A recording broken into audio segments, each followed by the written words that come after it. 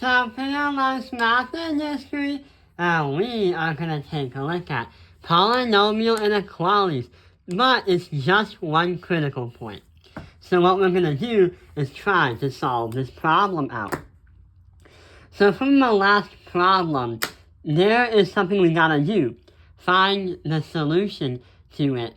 But what else we have to do is kind of find what it would look like. So right here, doesn't seem like we're ready to actually solve it yet. And we have to factor it down. So this can easily be factored down to x squared parentheses x minus 3 because you split this in half. And you also have 9 parentheses x minus 3. And that will work with that half right there. Well, half of the whole idea.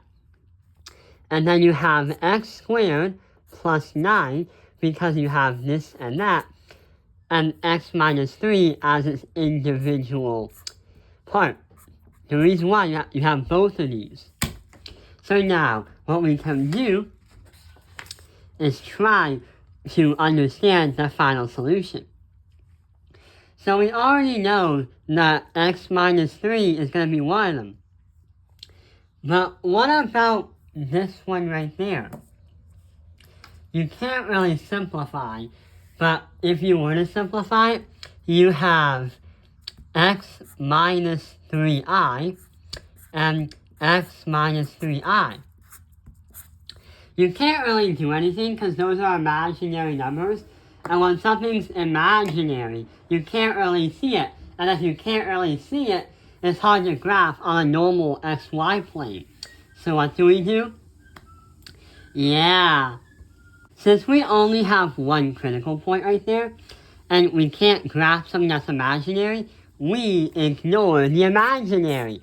So since we have a critical point, there are 2 test points. We can have 1 and let's say 5.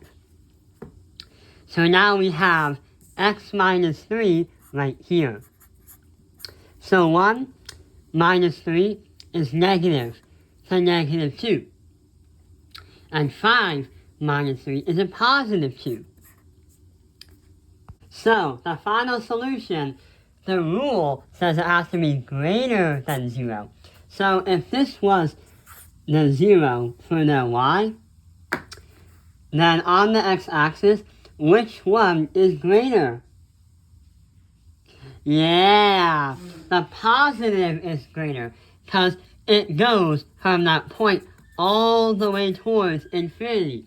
So the final answer is going to be 3, infinity. And that is our final solution.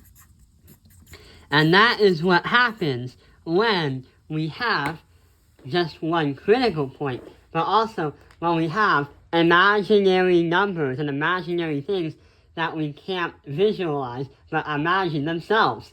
I hope this video has helped you understand polynomial inequalities, but it's one critical point.